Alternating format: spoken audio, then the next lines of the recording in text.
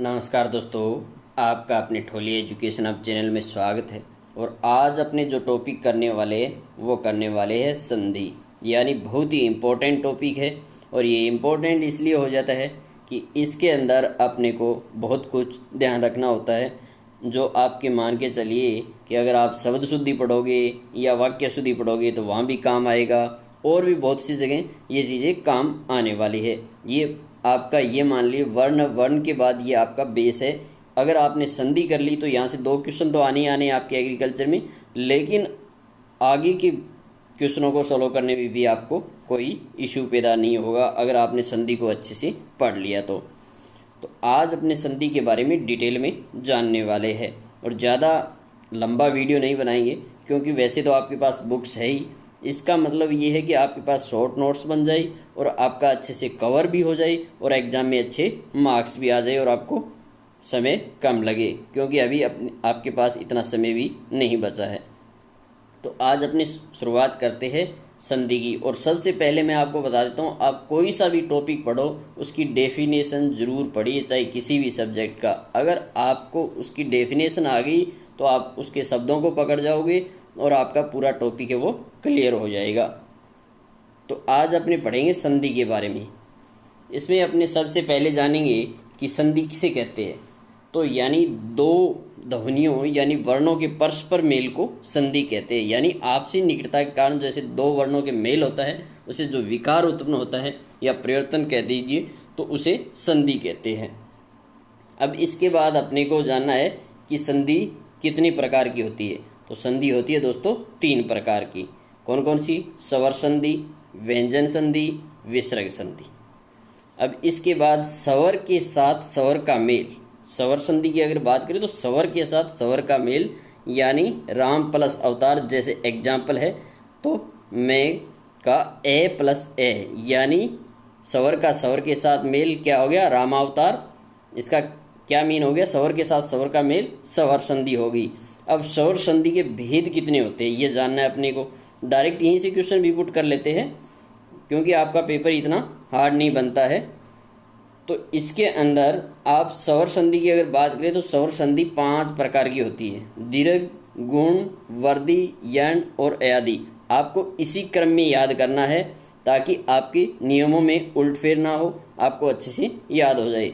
और मैं एक ही दो एग्जाम्पल से समझाऊंगा, जिससे आपका टाइम भी वेस्ट नहीं होगा। बाकी अगर आपको देखना हो तो पीडीएफ फाइल आपको टेलीग्राम चैनल पे मिल जाएगी, वहाँ से आप कितने ही एग्जाम्पल करो और अपने जैसे टेस्ट कराएंगे इसका, तो उसके अकॉर्डिंग आपको क्वेश्चन में भी मिल जाएंगे। अब अपने जानेंगे इसके रूल्स के बारे में। तो अपने सबसे पहले पढ़ने वाले दीर्घ संधि के बारे में। अब दीर्घ संधि में क्या होता है? ए ई उ यानी लघु या ह्रस्व स्वर, जो मैंने आपको वर्ण में बताया था। इसके बाद आ ई उ गुरु या दीर्घ स्वर, ये काम आने वाले अपने। तो इसमें जैसे पहला रूल ये लगेगा कि ए प्लस ए का आ होता है और ए प्लस आ जाए तो भी आ होता है। एग्जाम्पल के लिए जैसे हो गया नैनाभिराम, यानी नैन प्लस अभिराम। दूसरा हो गया ए प्लस आ, देवालय, देव प्लस आले, देवालय यानी देव प्लस आले। इसके बाद सेकंड है, इसमें आ प्लस ए भी हो सकता है और आ प्लस आ भी हो सकता है। दोनों होंगे तो भी आ ही होगा, यानी तथापि, तथा प्लस अपि। और श्रद्धालु का होता है श्रद्धा प्लस आलू। इसके बाद अपने को क्या करना है? ई का देखना है। तो ई के अंदर क्या रूल लगता है? ई प्लस ई का ई होगा बड़ा, और ई प्लस ई छोटा हो तो भी बड़ा ई होगा। इसी प्रकार ये जो बड़ी ई है वो पहले भी आ सकती है, और ई के बाद छोटी ई आए या बड़ी ई आए तो बड़ा ई ही होगा।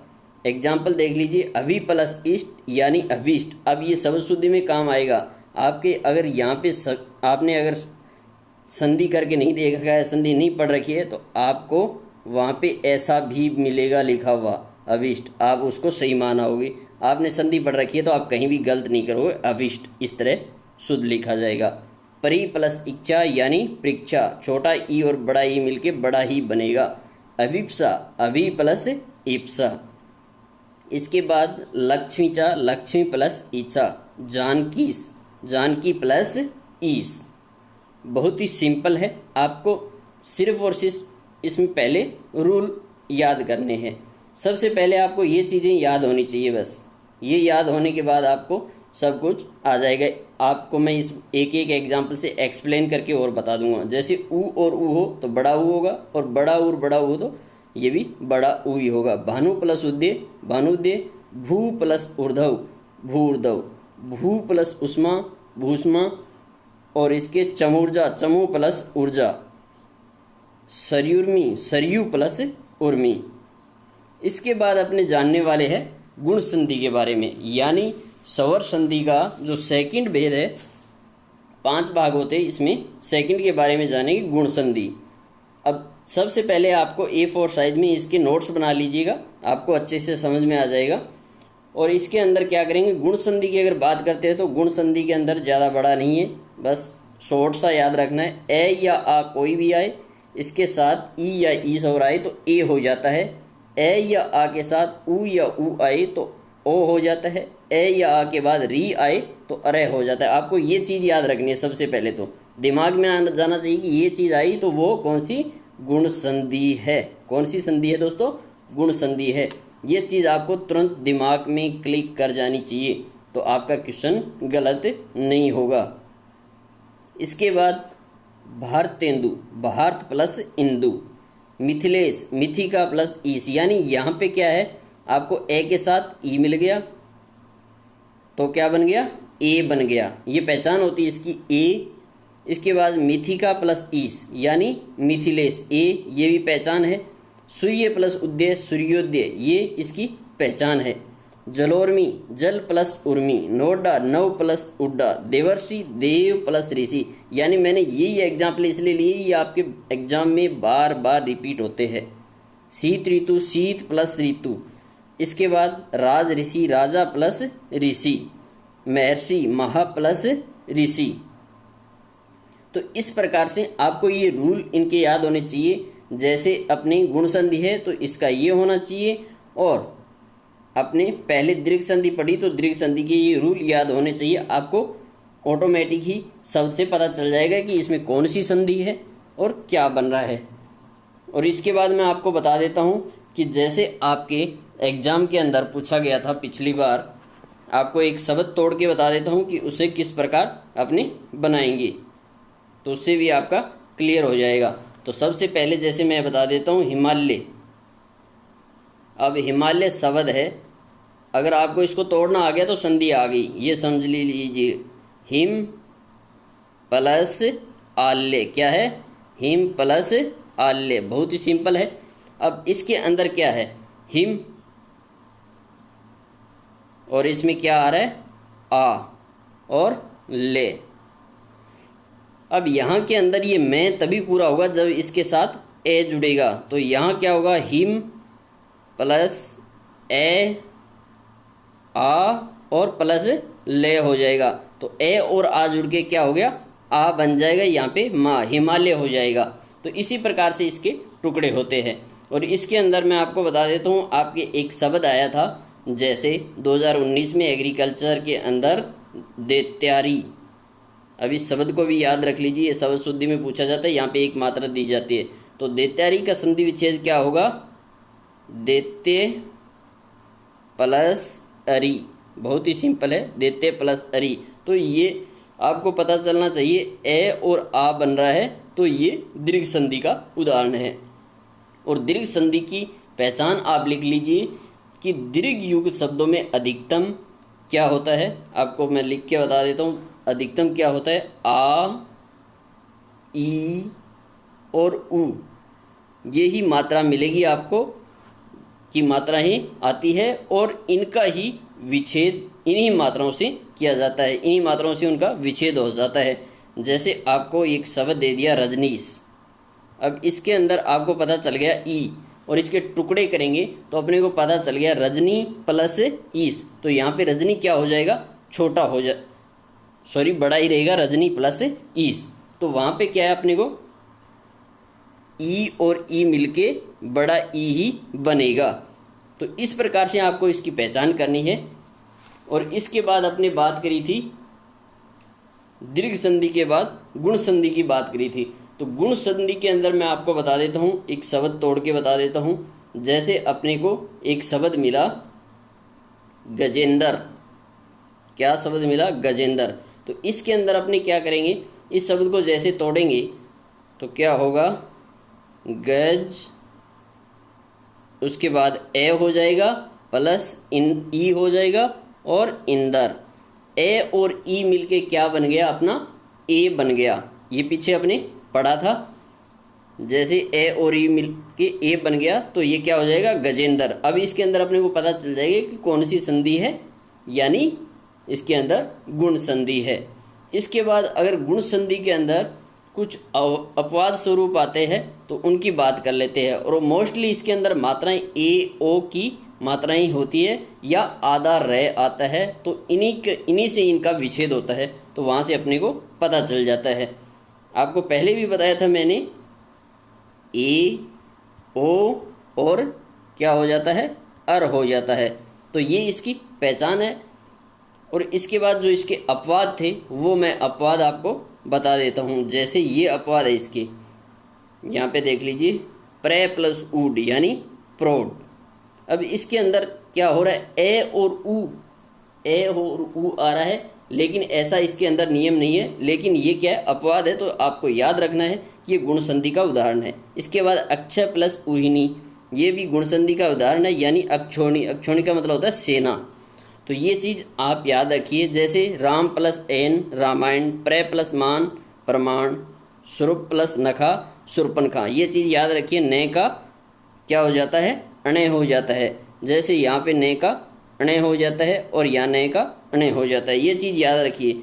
जैसे यहाँ पे लक्ष्मण, लक्ष्य प्लस मन, यानी 6 का के प्लस से होता है। तो ये चीज़ आपको याद रखनी है, ये अपवाद स्वरूप है। इसके बाद अपने जो पढ़ने वाले हैं वो पढ़ने वाले हैं वर्दी संधि के बारे में। अपने वर्दी संधि के बारे में जानेंगे कि वर्दी संधि का रूल क्या है। वर्दी संधि का रूल है ए या आ प्लस ए या ए, यानी ए या आ प्लस ए या ए का ए हो जाता है, क्या हो जाता है, ए।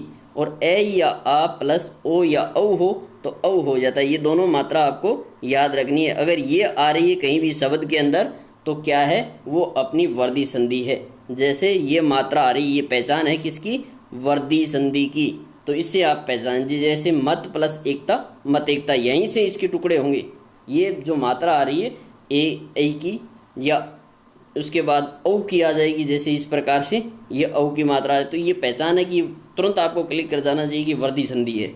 और आपको टुकड़े करने हो तो उसके बाद इस प्रकार कर लीजिए। सव प्लस ऐच्छिक स्वैच्छिक, धन प्लस एसना धनेसना, ज्ञान प्लस ऐश्वर्य ज्ञानेश्वर्य। अब यहाँ से आपकी शब्द शुद्धि भी क्लियर हो जाएगी कि ज्ञानेश्वरी इस प्रकार से लिखा जाता है। मतैक्य, मत प्लस ऐक्य। अब ये आपको ये पता चलना चाहिए कि एक की मात्रा है, तो ये वर्दी संधि का उदाहरण है और इसको इस प्रकार से टुकड़े करेंगे। अब बात है ए प्लस ओ का औ हो जाता है, और ए प्लस औ भी हो तो भी उसका औ होता है। ये दोनों याद रखिए, इसके ये रूल है वर्दी संधि के, ये चीज़ें याद रखिए। जैसे प्रमोद आ गया तो यहाँ अपने को पता चल गया औ आ गया, तो ये वर्दी संधि का उदाहरण है। तो इसका हो जाएगा परम प्लस ओज, यानी ए और ओ से क्या बन गया, औ बन गया। इसके बाद दूध प्लस ओदन, यानी दूधोधन। तप प्लस ओदरिय तपोदरिय, ए और औ से औ ही बनेगा। वन प्लस ओस्त वनोस्त, महा प्लस ओज महोज, गंगा प्लस ओद गंगोद। तो ये चीज़ें आपको क्लियर होने जानी चाहिए। और इसके अंदर सबसे इम्पोर्टेंट एक एग्जाम्पल है, वो याद रख लीजिए। 2 महोत्सुक्य, ये शब्द शुद्धि में बहुत बार पूछा जाता है शब्द, यानी आपको पता चल गया औ आ गया तो वर्दी संधि का उदाहरण है, महा प्लस औत्सुक्य। इसके बाद महोदार्य, महा प्लस औदार्य। एक हो गया महोजस्वी, महा प्लस ओजस्वी। तो ये चीज़ थी वर्दी संधि के अंदर। इसके बाद अपने पढ़ने वाले हैं यण संधि। अब यण संधि के बारे में देखेंगे। यण संधि क्या कहती है? यण संधि कहती है दोस्तों, यण संधि के अंदर आपको इतना ही रूल याद रखना है।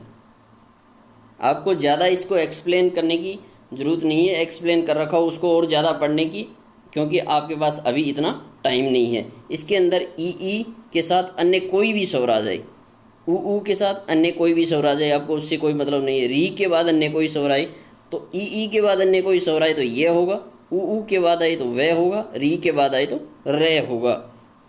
ये 3 चीज़ें याद रखोगे तो क्वेश्चन गलत नहीं होगा। जैसे यहाँ हो गया अति प्लस अधिक, अब ई के बाद कोई भी असमान स्वर आ जाए अत्यधिक हो गया, ई प्लस ए यानी अत्यधिक। अब इसके बाद सु प्लस आगत यानी ऊ के बाद कोई भी असमान स्वर आए तो क्या होगा, वह हो जाएगा। यहाँ देखो स्वागत हो गया, वह इसके अंदर है ही नहीं, अपने तो कहीं नहीं दिख रहा, लेकिन स्वागत हो गया। और इसकी पहचान ये है कि कोई भी शब्द में ये वे और रे आते ही आपके दिमाग में ये चीज़ क्लिक करनी चाहिए कि यहाँ से टुकड़े हो रहे हैं इसके, तो ये यण संधि का उदाहरण है। इसके बाद अपने जानेंगे, जैसे आगे एग्जाम्पल दे रखा है इन्होंने, अत्याचार, अति प्लस आचार यानी या से इसकी पहचान हो रही है, फिर अन्वेषण वैसे इसकी पहचान हो रही है, वी से अनु प्लस इक्षण। इसके बाद मात्रानुमति, ऊ से मातृ प्लस अनुमति। इसके बाद मधुरी, वह से पहचान हो रही है, मधु प्लस अरि। अन्वय, वह से पहचान, अनु प्लस अय। वाणी उचित, वाणी प्लस उचित, यू से पहचान हो रही है, नदुधत्पन, नदी प्लस उत्पन्न। इसके बाद हो गया भानुवागमन, भानु प्लस आगमन। अन्वीक्षण, अनु प्लस इक्षण। अन्विषा, अनु प्लस इच्छा। इसके अंदर आपको कुछ समझ में नहीं आ रहा है, कोई इश्यू आ रहा है तो कमेंट करके पूछिए, उसका सॉल्यूशन आपको मिलेगा।